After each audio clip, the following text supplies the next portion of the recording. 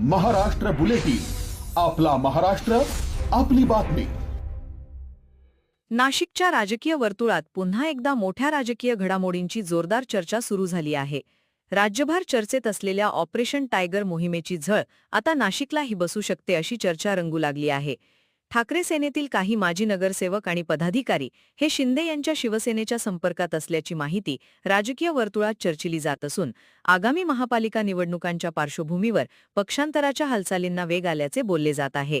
राज्यात नुकताच ठाकरे गटातील काही लोकप्रतिनिधींनी शिंदे सेनेत प्रवेश केल्यानंतर ऑपरेशन टायगरची चर्चा अधिक तीव्र झाली आहे. त्यानंतर विविध जिल्ह्यांतील स्थानिक पदाधिकारी, माजी नगरसेवक आणि प्रभावी कार्यकर्त्यांशी संपर्क साधण्याचे प्रयत्न सुरू असल्याचे दावे शिंदे गटातील नेत्यांकडून करण्यात येत आहेत. त्यामुळे नाशिकमधील राजकीय घडामोडींनाही वेग आला आहे. सूत्रांच्या माहितीनुसार नाशिकमधील काही माजी नगरसेवकांनी अलीकडील काळात वरिष्ठ नेत्यांच्या भेटी घेतल्याची चर्चा आहे.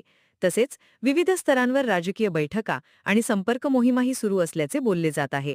मात्र कोणत्याही माजी नगरसेवकाने किंवा पदाधिकाऱ्याने पक्षांतराबाबत अधिकृत घोषणा केलेली नाही.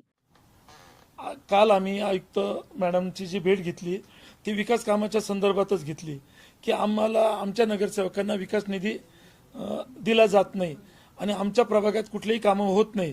म्हणजे ज्या ठिकाणी भारतीय जनता पार्टीचा नगरसेवक असेल किंवा शिंदे गटाचा नगरसेवक असेल त्या ठिकाणी अधिकारी लगेच पोहोचता आणि आमच्या नगरसेवकांनी जर फोन केला तर अधिकारी वेळेवर पोहोचत नाही.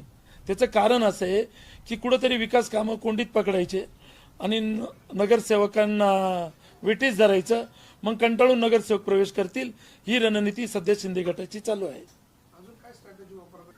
5 कोटी प्रभाग विकास निधी देतो आणि काही आर्थिक देवाणघेवाणाच्या चर्चा आहेत.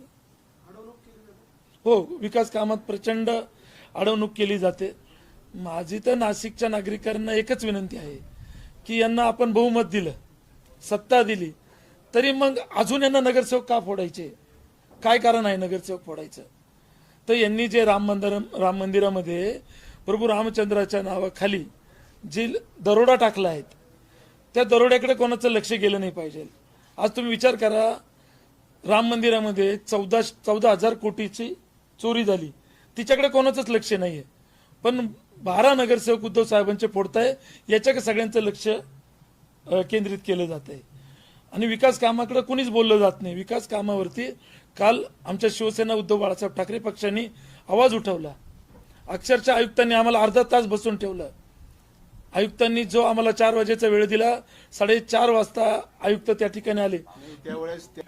जे डिस्क्वालिफाय होतील, ज्याला कोणालाही त्यांनी जर कधी 2 किंवा 4 नगरसेवक घेऊन गेले तर ते 100% डिस्क्वालिफाय होतील.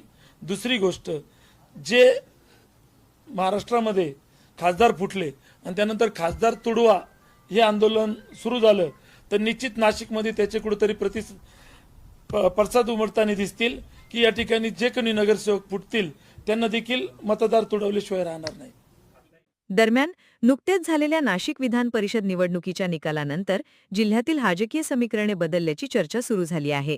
या निकालामुळे अनेक स्थानिक नेत्यांनी आपली राजकीय भूमिका नव्याने ठरविण्याची प्रक्रिया सुरू केल्याचेही राजकीय विश्लेषकांचे मत आहे.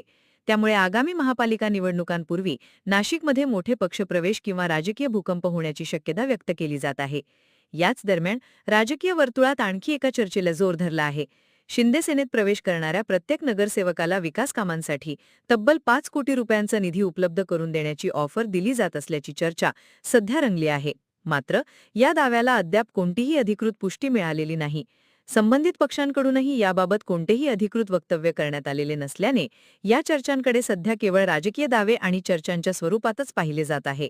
राजकीय घडामोडींना वेग आला असला तरी प्रत्यक्षात कोणते नेते पक्षांतर करणार, कोणत्या पक्षात प्रवेश करणार आणि त्याचा नाशिकच्या महापालिका निवडणुकीवर काय परिणाम होणार याकडे आता सर्वांचे लक्ष लागले आहे.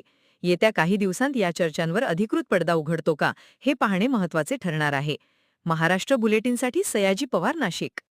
महाराष्ट्र बुलेटिन, आपला महाराष्ट्र, आपली बातमी.